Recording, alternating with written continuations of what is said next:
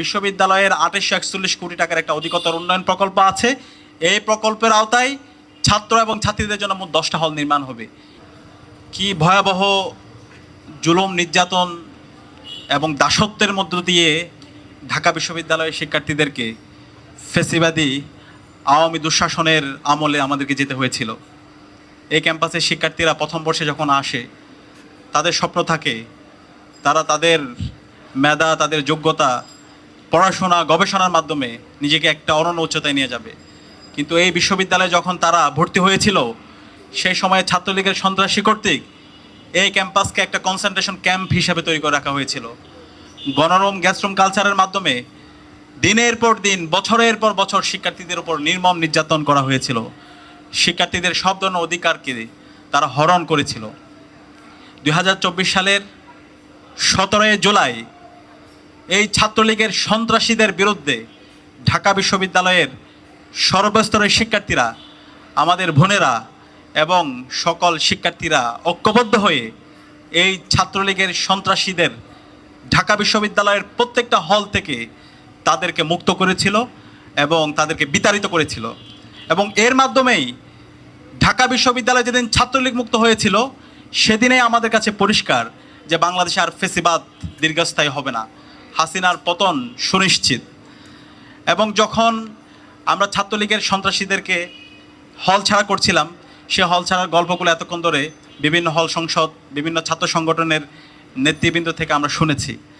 এবং জুলাই বিপ্লব পরবর্তী আজকে ঢাকা বিশ্ববিদ্যালয়ের হলগুলোতে কোনো ধরনের গণরুম নেই, কোনো ধরনের গেস্ট রুম নেই, মাসল পাওয়ার পলিটিক্স নেই, জোর করে কাউকে প্রোগ্রামে নিয়ে যাওয়া, কারো অধিকার হরণ করা, সেই ধরনের অপরাজনীতি আজকে ঢাকা বিশ্ববিদ্যালয়ের কোনো হলের মধ্যে নেই, কোনো ক্যাম্পাসের মধ্যে নেই। এবং ডাকসুতে আমরা দায়িত্ব নেওয়ার পরে ক্যাম্পাসের মধ্যে সব ধরনের ভায়োলেন্স আমরা শূন্যের কোটায় নিয়ে এসেছি। জুলুমতন্ত্র, শিক্ষার্থীদের উপর নির্যাতন, নিপীড়ন, সেটা আর ফিরতে দেব না। এই ঢাকা বিশ্ববিদ্যালয়ে আর কখনো যেন গণরুম, গেস্টরুম কালচার ফিরে না আসে, সেটার স্থায়ী সমাধানের জন্য ডাকসু কাজ করছে।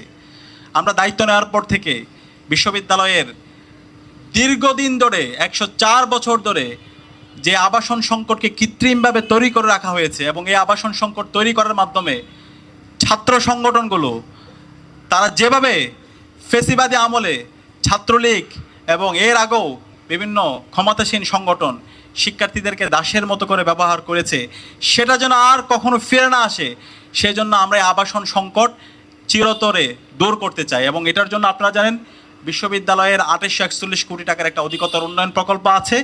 এই প্রকল্পের আওতায় ছাত্র এবং ছাত্রীদের জন্য মোট 10টা হল নির্মাণ হবে। এর বাইরে আমাদের নারী শিক্ষার্থী যারা আছে তাদের জন্য চায়না সরকারের উদ্যোগে 1500 সিটের একটি হল নির্মাণের জন্য ইতিমধ্যে অনুমোদন হয়েছে, জায়গাও নির্ধারণ হয়েছে। আমরা আশা করছি আগামী 1 থেকে 1.5 বছরের মধ্যে ঢাকা বিশ্ববিদ্যালয়ের অধিকতর উন্নয়ন প্রকল্পের সকল হলগুলো নির্মাণ হবে। চায়নার উদ্যোগে নারী শিক্ষার্থীদের জন্য যে হল, সে হল নির্মাণের কাজ শেষ হবে। এবং এই হল নির্মাণ শেষ হওয়ার পরে আশা করছি ইনশাআল্লাহ ঢাকা বিশ্ববিদ্যালয়ে আবাসন সংকট আর থাকবে না। ইতিমধ্যে আমরা ইন্টারিম সময়ে এবং পূর্ববর্তী যিনি ভিসি ছিল তিনি এই প্রকল্পের উদ্বোধন করেছেন, এবং হলগুলোর ভিত্তিপ্রস্তর ডাকসু নেতৃবৃন্দকে সাথে নিয়ে এবং বিশ্ববিদ্যালয়ের স্টেক হোল্ডারদেরকে সাথে নিয়ে সেটা উদ্বোধন করেছেন। কিন্তু বর্তমান নতুন প্রশাসন আসার পরে এই প্রকল্পকে তারা দীর্ঘায়িত করতে চায়। তারা এই প্রকল্পকে আবার রিভিউতে পাঠিয়ে দিয়েছে। আমরা আশঙ্কা করছি আবার তারা এই প্রকল্পকে দীর্ঘায়িত করে বিভিন্ন ধরনের আমলাতান্ত্রিক দীর্ঘসূত্রিতা তৈরি করার মাধ্যমে শিক্ষার্থীদেরকে কৃত্রিমভাবে আবাসন সংকট তৈরি করার মাধ্যমে আবার কি দাসের মতো করে তারা ব্যবহার করতে চাচ্ছে কিনা, সেটা আমরা জাতির কাছে প্রশ্ন করতে চাই। আমরা তাদেরকে সাবধান করছি। আমরা বিশ্ববিদ্যালয় ভিসি থেকে শুরু করে ট্রেজারার তাদেরকে স্পষ্ট ভাষায় জানিয়ে দিয়েছি যে প্রকল্প এসেছে সেটা অনতি বিলম্বে সেটা বাস্তবায়ন করতে হবে এবং দ্রুত সময়ের মধ্যে এই প্রকল্পের কাজ শুরু করতে হবে। তারা আমাদেরকে কথা দিয়েছেন, আমরা সেটার বাস্তব প্রতিচ্ছবি দেখতে চাই। আমরা সুস্পষ্ট নীতিমালা দিয়েছি। আমরা বিগত ফেসিবাদী আমলে দেখতে পেয়েছি ছাত্রলীগের এই সন্ত্রাসীরা বছরের পর বছর জুড়ে 1 যুগ ধরে তারা হলের মধ্যে অবস্থান করত। তাদের মাস্টার শেষ হওয়ার পরও তারা 10 বছর ধরে হলে অবস্থান করত। একই সাথে আমরা দেখতে পেয়েছি এই ছাত্রলীগের সন্ত্রাসীরা তারা শুধুমাত্র একটা রুমে না, একসাথে 10-12টা রুম দখল করে তারা হলের মধ্যে থাকতো, এবং রিয়েট 4-5বার রিয়েট নিয়ে তারা হলের মধ্যে রুম দখল করে হলের মধ্যে নিয়মিত শিক্ষার্থীদেরকে হলে থাকতে দিত না। আমরা এখন বর্তমান প্রশাসনও দেখতে পাচ্ছি, আমরা সুস্পষ্টভাবে সিট নীতিমালা দেওয়ার পরও এখন পর্যন্ত বিশ্ববিদ্যালয়ের প্রশাসন তারা সিট নীতিমালা এটা বাস্তবায়ন করেনি। তারা আবার রিয়েটের সংস্কৃতিকে ফিরে নিয়ে আসতে চায়। ক্ষমতাসীন রাজনৈতিক দলকে, ছাত্র সংগঠনকে তাদেরকে বিশেষ ফেভার দেওয়ার জন্য তারা আবার বিভিন্ন ধরনের সে রিয়েটের মাধ্যমে আদুবাইদের জন্য এই ক্যাম্পাসকে জায়গা করে দিতে চাচ্ছে।